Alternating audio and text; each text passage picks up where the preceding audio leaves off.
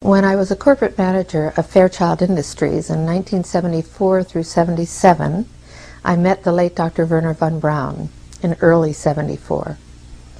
At that time, von Braun was dying of cancer, but he assured me that he would live a few more years in order to tell me about the game that was being played, that game being the effort to weaponize space, to control the Earth from space and space itself. Von Braun's purpose in life during the last years of his life, his dying years, was to educate the public and decision makers about why space-based weapons are a dumb, dangerous, destabilizing, too costly, unnecessary, unworkable, undesirable idea.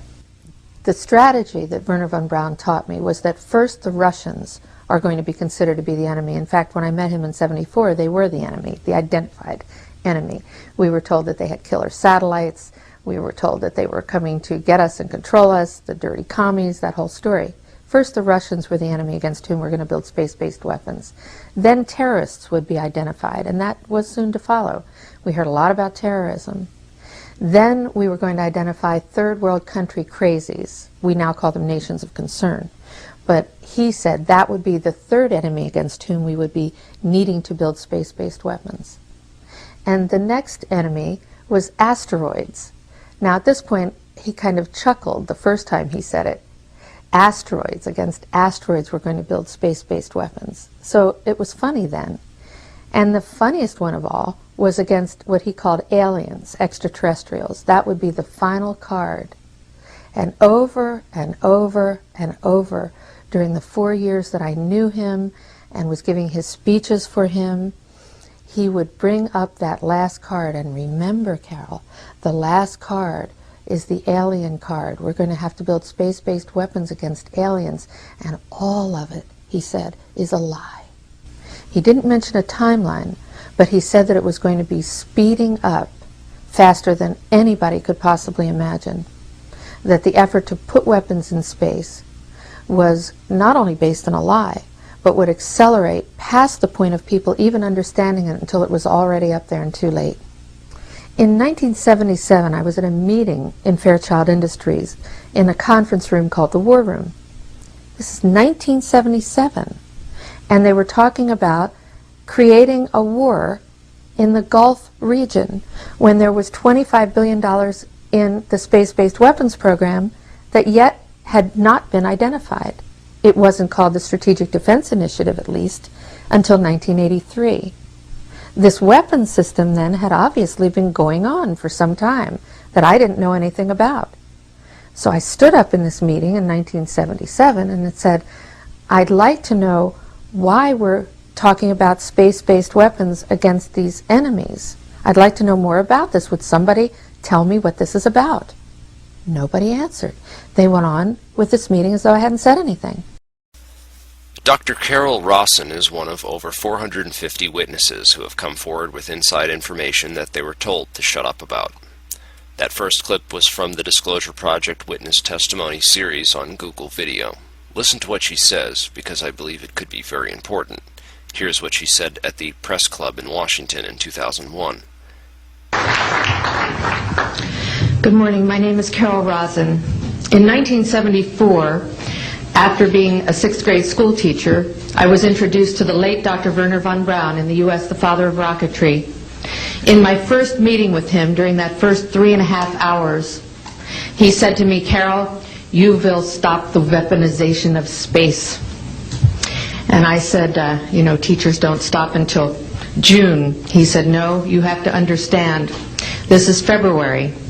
And we have to prevent the weaponization of space because there is a lie being told to everyone that the weaponization of space is now first being based upon the evil empire, the Russians. There are many enemies, he said, against whom we're going to build this space-based weapon system. The first of whom was the Russians, which was existing at that time. Then there would be terrorists. Then there would be third world countries. Now we call them rogue nations or nations of concern. Then there would be asteroids. And then he would repeat to me over and over, and the last card, the last card, the last card would be the extraterrestrial threat. Well, at the time, I kind of laughed when he said asteroids, and when he said extraterrestrials, I knew I wasn't going to deal with that subject.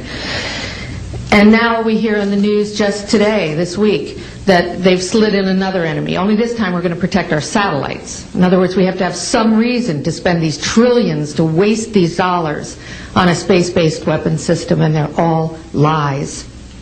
This is a system, he told me, that would never protect anyone. Even back then, he talked about suitcase bombs. He talked about chemical, viral, bacterial, biological warfare, that these space-based weapons would never protect us against. And then he told me that, in fact, if you travel around the world, which I did after he died in 1977, I met with people in over 100 countries who were friends. They didn't want to build space-based weapons. I became a space and missile defense consultant.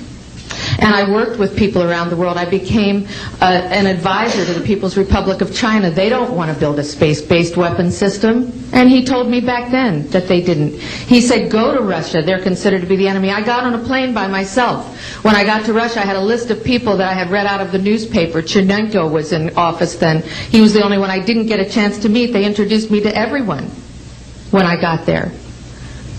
And when I got back, I said, oh my Lord, this man is telling the truth. There is no threat. And I've been waiting until this day for 27 years, and I'm expecting the spin to happen, because he also explained to me that as a military strategist, as a person who worked on the MX missile, which I did later, he said, you will find that there is going to be a spin to find some enemy against whom we have to build space-based weapons. And now we should expect the spin, because he said part of the formula for the intelligence community is if they might have a weapon, then we have to consider that they do have these weapons. So now they do have these weapons, so now we have to build these weapon systems. And that's the formula, except that it's all based on a lie. And we have witnesses here today that have shown you that these extraterrestrial beings, that these craft that have come here are now not UFOs, they're identified flying objects, and we know that they have beings in them.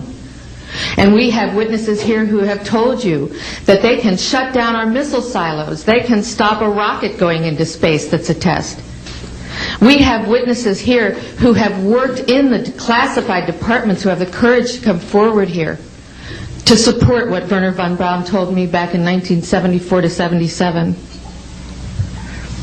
And I will testify before the Congress that when I founded the Institute for Security and Cooperation in Outer Space, which I shut down a few years ago because I didn't believe we had a chance with this huge, integrated around the world, complex weapon system, that we had any chance at all of transforming that war industry into a space industry that could provide benefits, like Dr. Greer has said, of global warming. We can end that situation of that problem. We can end the energy crisis. We can build now non-polluting technologies. Wernher von Braun used to tell me that we could have cars back then that drove around off the ground. He described this to me on beams so that we have no pollution on this planet.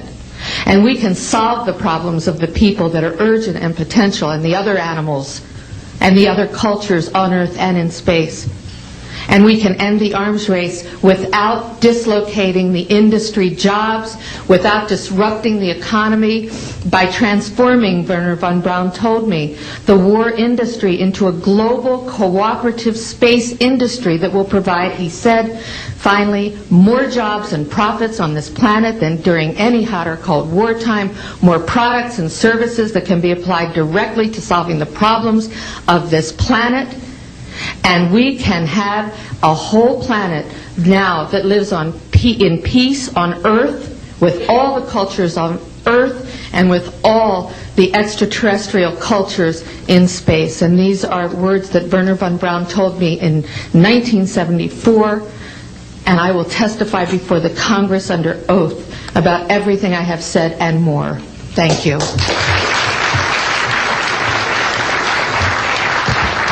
Thank you very much. Note the part about first it will be the Russians, then it will be the terrorists, then it will be, the final card will be the faked alien invasion. This is what she said back in 2001, before 9/11 happened.